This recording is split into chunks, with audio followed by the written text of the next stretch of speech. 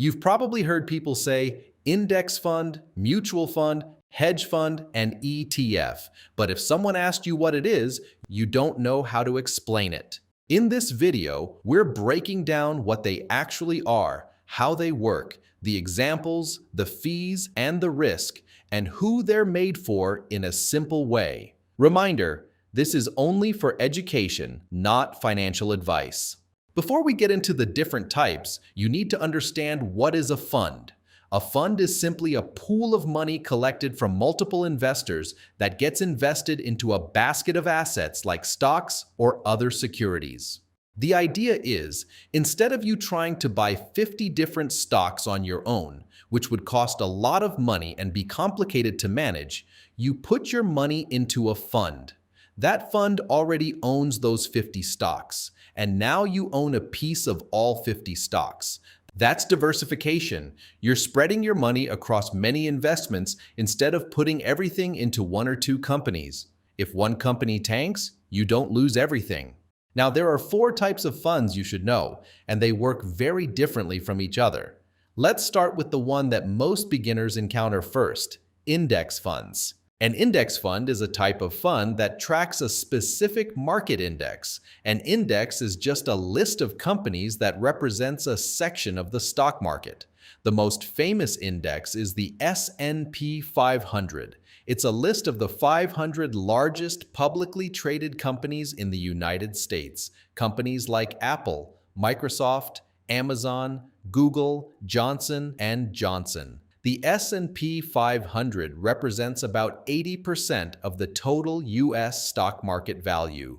An index fund that tracks the S&P 500 buys all 500 of those companies in the exact same proportions as the index. If Apple makes up 7% of the S&P 500, then Apple will be 7% of the index fund's holdings.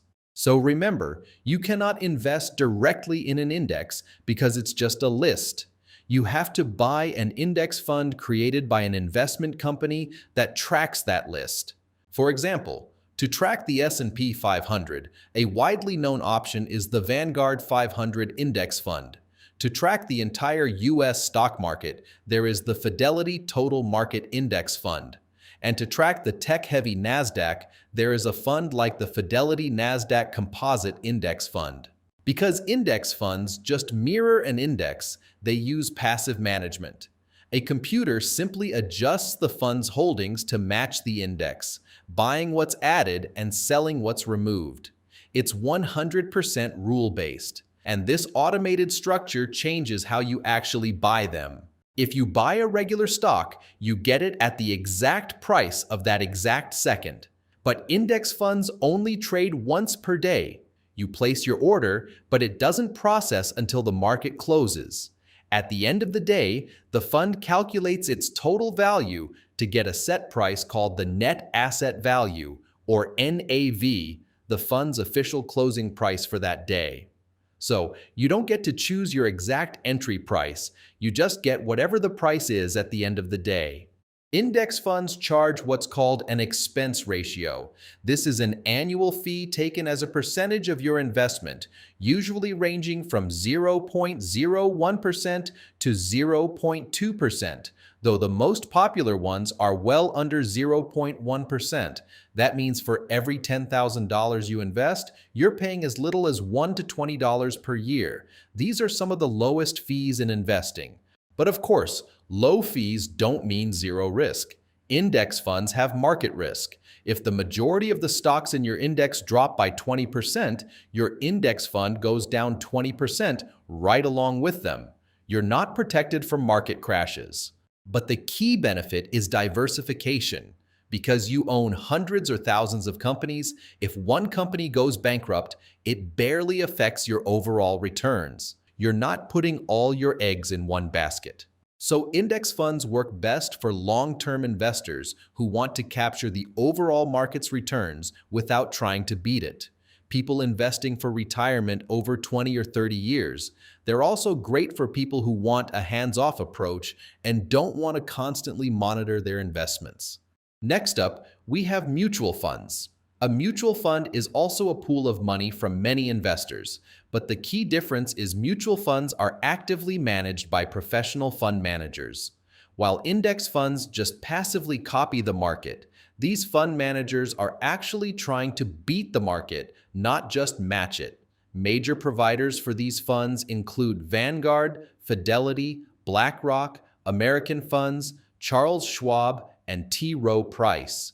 Behind the scenes, the fund manager and their team spend their days like researching companies, reading financial statements, talking to company executives, analyzing economic trends, and making investment decisions.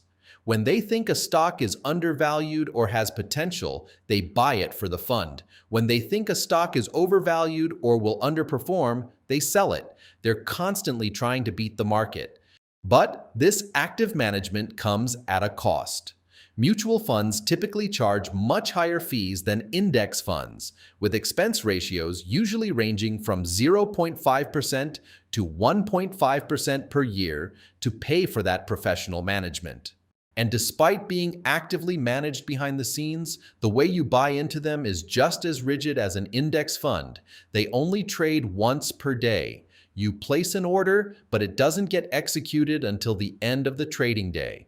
Everyone buys and sells at that single closing price, the NAV. Beyond market risk, mutual funds also carry manager risk. The fund's performance depends heavily on the manager's decisions. If the manager makes bad choices, the fund underperforms. Remember, the manager is trying to beat the market, but there's no guarantee they will. Mutual funds are common in workplace retirement plans, like 401ks, where your employer might offer a selection of them. They're also for investors who believe that active management can add value and are willing to pay higher fees for the potential to beat the market. So with index funds and mutual funds, you can only trade them once a day. But what if you want to trade a fund instantly, just like a regular stock? That's where the ETF comes in. Exchange Traded Fund, or ETF, is a fund that trades on a stock exchange like an individual stock. This is a game changer in terms of flexibility. With ETFs, you can buy and sell them anytime during market hours, from 9:30 a.m. to 4 p.m. Eastern Time. The price changes throughout the day based on supply and demand, just like Apple or Tesla stock.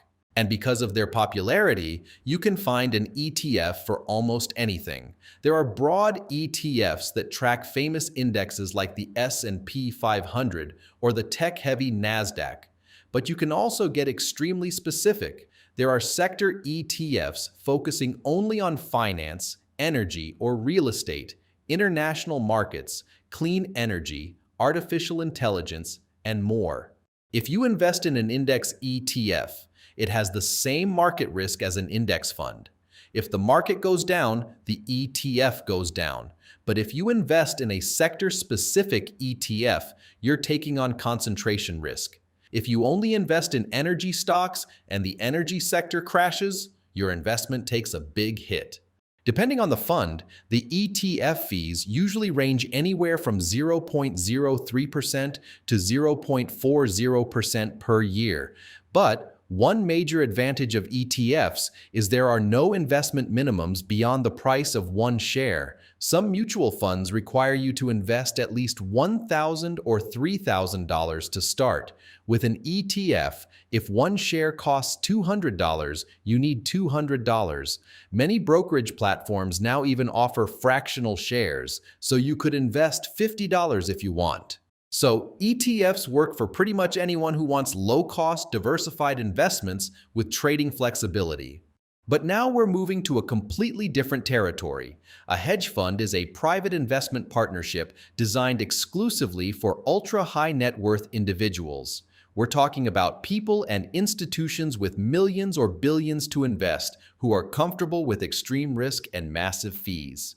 In exchange for those fees, hedge funds use aggressive strategies that regular funds can't or don't use. For example, they might short sell stocks, which means betting that a stock price will go down. They use leverage, borrowing money to amplify their bets. They trade derivatives like options and futures, or invest in distressed debt and private companies. Just a quick warning, I don't recommend you use these strategies when you invest on your own. Because these moves are so complex and volatile, hedge funds also enforce strict lockup periods. Your money is locked away for months or even years, so the managers can execute their plans without panicking investors pulling their money out at the wrong time. You might have heard of some of the billionaire giants in this space, like Ray Dalio's Bridgewater Associates, Ken Griffin's Citadel, or Jim Simon's famous Medallion Fund. They manage billions in hedge fund investment, but for 99% of retail investors, it's just not for them. So let's wrap this up. For most people starting from zero, you're choosing between index funds and ETFs. Both give you diversified, low-cost exposure to the market. Mutual funds can make sense in certain retirement plans. Hedge funds aren't even on the table unless you're already rich. If you found this video helpful, make sure to like this video and subscribe. I'll see you in the next one.